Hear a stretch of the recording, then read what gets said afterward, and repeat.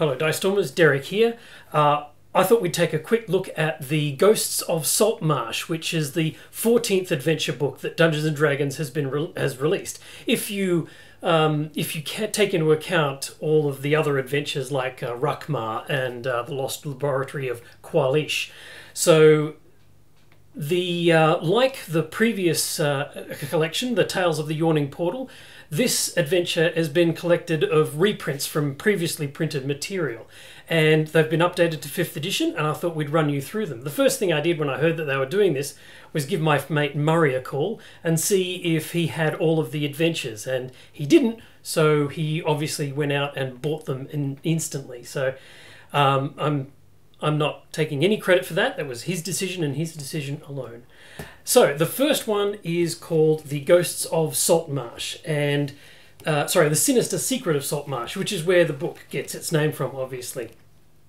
And this was released in 1981 by TSR UK, and that's why it has the U in the top of it.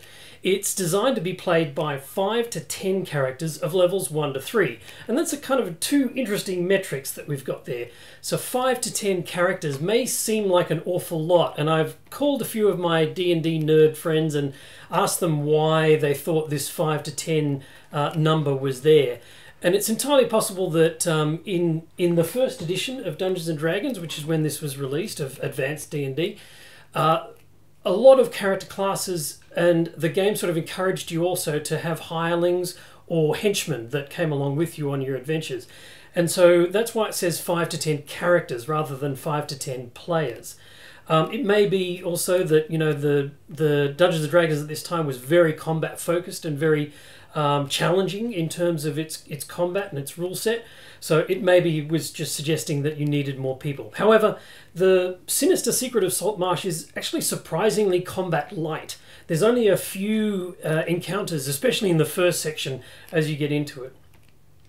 The second metric that we've got there is for character levels of 1 to 3, and that seems like quite a broad band too. Usually with adventures nowadays it just says for first level adventurers or for 4th level adventurers.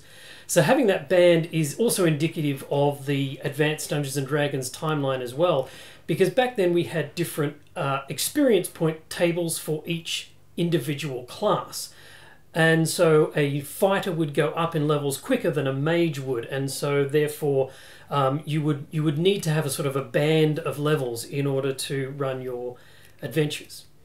So in this game, players are sent to investigate a haunted house, and instead of finding ghosts and goblins, they find something much more sinister. It was written by Dave Brown and Don Turnbull, and I did want to read a little bit of what Don Turnbull wrote in the preface. He says, "Now this module is written in the English of which I use, and may therefore appear slightly differently in flavour from the language to which the majority of its readers will be accustomed.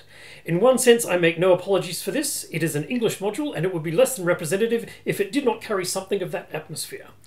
In another sense, I am aware that some readers might therefore find the reading slightly unfamiliar, and if this anyway detracts from their enjoyment of the module, then my apologies are due."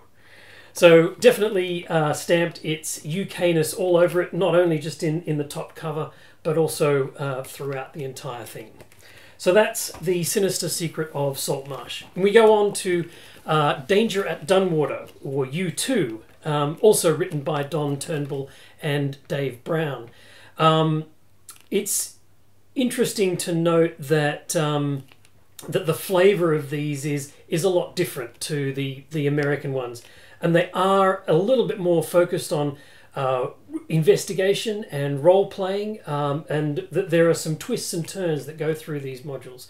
I won't go into all the details of those twists and turns because this is sort of meant to be a player-friendly video as much as anything else.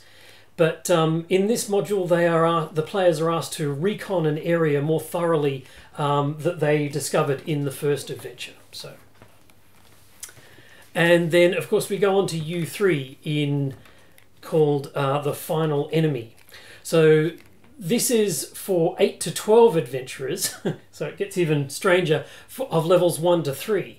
And this is kind of interesting as well, because if you play your cards right with the various settlements and cities that are around, including Saltmarsh, you may actually end up having a bunch of 30 NPCs that are coming along with you to help you deal with this final threat. And so I can't imagine that they will keep that, because that seems really strange to me. But it will be very interesting to see how these actual things are updated.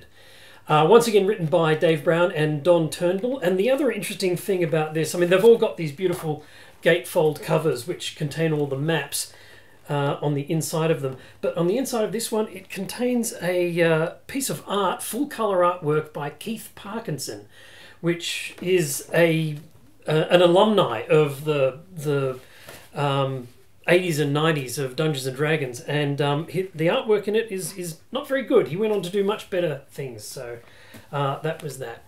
Now, the reason that I'm going through them in this order is this is the order that they appear in the webpage of the Ghosts of Saltmarsh on the D&D website. So I don't know if this is how it's going to eventually sort of shake out, but this next adventure was printed in Dungeon Magazine in June 2005, and it was written by somebody called Mike Merles. Don't know if he ever wanted to do anything like that, anything more. So Salvage Operation is the name of the adventure, and it's an adventure that sends the party to a merchant ship that has been thought lost.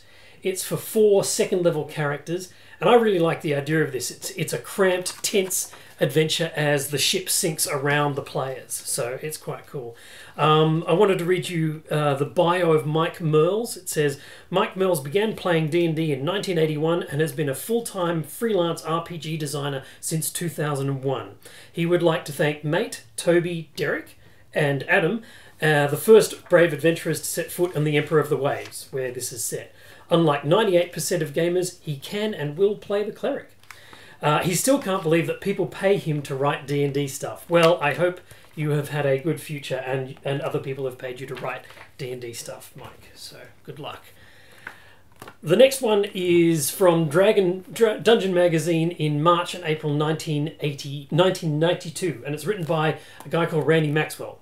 It's called The Isle of the Abbey, and players are sent to an island that is overrun with undead, including the only accessible beach that is infested with them underneath the sand. And there's quite a cool idea in here about, it's sort of like a chess game where you make your way across the beach, and there are random places where the undead sort of spring up from. It looks quite cool. I haven't read all of it, but that's for 4 to 6 players of levels 1 to 3. The next one is Tamarat's Fate. I've got the wrong one. I'm in wrong order. Tamarat's Fate. Now, this is written by Greg A. Vaughan, and I'd like you to remember Greg's name because it'll become relevant later on. It's an adventure for 4 6th-level characters.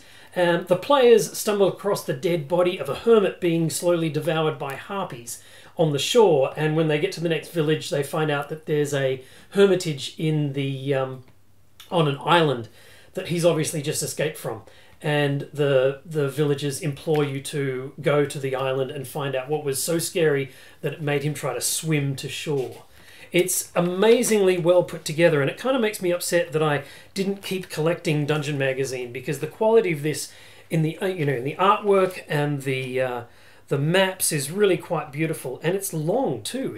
It's about 30 pages long, so a really good value if you picked up this particular Dungeon Magazine. The last one is The Styes, and it was written in 2005, April 2005 in Dungeon Magazine. It's written by Richard Pett, and it's for 4 9th-level characters, so we are seeing some of the top end now. The players find a once prosperous city that has fallen into decay and despair, and they have a lot of adventurers in it. It looks like a really cool adventure too. I'm really eager to see what they do with this one. But I did want to read you the last bit of this, and it says, this adventure owes its origin to eating tea cakes in a warm cafe at the end of a pier a mile from land, watching the stormy waves froth around the burnt stumps of the old pier and wondering what lies beneath the depths of the ocean.